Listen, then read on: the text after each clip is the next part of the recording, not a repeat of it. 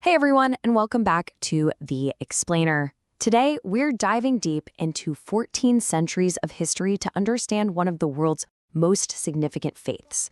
We're going to trace the story of Islam, from its beginnings back in the 7th century all the way to its massive global presence today. So let's jump right in. So here's the big question that's going to guide us through this whole explainer. How did a message, revealed to just one person, grow to become the faith of nearly 2 billion people? It's really a story about an expanding circle, starting with one man, then a small community, then a state, then these huge empires, and finally a global faith. How did that actually happen? To answer that, we've broken our journey down into 5 parts. First, we'll hit the origins. Then, we'll look at the rise of the first great empires. After that, we'll explore the incredible golden age of ideas. Then, we'll zoom into the present day to see its global scale. And finally, we'll clear up some core concepts. It's a pretty clear roadmap for our story. Okay, let's rewind the clock all the way back to the very beginning. 7th century Arabia. This is where it all starts, with the life of one man, the Prophet Muhammad, and the creation of that very first Muslim community. So, the story kicks off in the year 610. A merchant in Mecca named Muhammad starts receiving what he understands to be divine revelations. For the next 12 years, he preaches this new message, a message of one God, of social justice, but he faces some really fierce opposition. The real turning point, the game changer, is the Hijra in 622. That's the migration to the city of Medina, where the first Islamic community state is born. This moment is so important, it's literally day 1 of the Islamic calendar. And just 8 years after that, his followers retake Mecca, this time peacefully, uniting the Arabian Peninsula. And this is where a really key concept comes into play, the Ummah. Once in Medina, the Prophet established this idea of a single, unified community. Now, this was totally revolutionary for its time.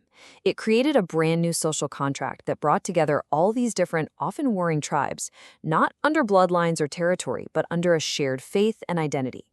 This community was the core, the foundational circle. Now, what's really interesting here is that from the very beginning, Islam didn't present itself as some totally brand new religion, but more as a restoration of an ancient truth. You can see it right here in this verse from the Quran. It directly connects its own message to earlier prophets like Jesus. By framing itself as a continuation of that Abrahamic tradition, it offered a powerful and, familiar monotheistic message to the people of the time. So you have this first community in Medina, right? That was the seed. But in the century after the Prophet's death, that little seed didn't just grow, it absolutely exploded. That circle of faith expanded into a massive political reality, giving birth to some of the most influential empires the world has ever seen. After the Prophet passed away, leadership went to a series of caliphs, or successors.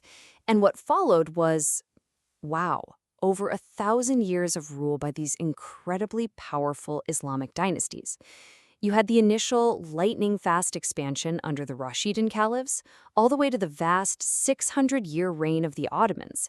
These empires didn't just spread the faith, they literally redrew the political and cultural map of Asia, Africa, and Europe. So you might be asking, how did all of this happen so incredibly quickly? Well, according to our source material, it was a complex mix of things. Yes, military campaigns were definitely part of the story, but that was bolstered by this really powerful social message of equality, the economic boom that came with new, secure trade routes, and just active missionary work that spread the faith peacefully. But, these empires weren't just about conquering land. No. This next phase shows how all that political stability and wealth fueled an absolutely incredible flourishing of culture, science, and philosophy, an era we now call the Islamic Golden Age. During the Abbasid Caliphate, the capital, Baghdad, became the intellectual hub of the entire world. The focus really shifted from just expansion to building a civilization. Scholars there didn't just hang on to ancient Greek, Persian, and Indian knowledge. They built on it, giving us huge breakthroughs like algebra, new advancements in optics, and massive medical encyclopedias. And this incredible legacy of greatness wasn't just limited to the Abbasids. Each dynasty really left its own unique mark on history. The Ottomans governed one of the world's most durable and diverse empires, and farther east you have the Mughals, who gave the world breathtaking architecture like the Taj Mahal, while the Safavids in Persia became these great patrons of art and philosophy. Okay, so let's fast forward from those historical empires to right now. Let's take a look at what that expanding circle looks like today as a global community here in the 21st century. The numbers today are just staggering. Islam is the faith of about 1.8 billion people. That is nearly a quarter, 24% of the entire world's population. It's the second largest religion on the planet. So where do these 1.8 billion people live? This is where we run into one of the biggest misconceptions about Islam. You might think the country with the largest Muslim population is in the Middle East, right? Nope, it's Indonesia. As you can see from the data, the demographic heart of the modern Islamic world is actually in South and Southeast Asia. And this huge global presence isn't just about people, it's also political. And that's where the Organization of Islamic Cooperation, or the IOC, comes in.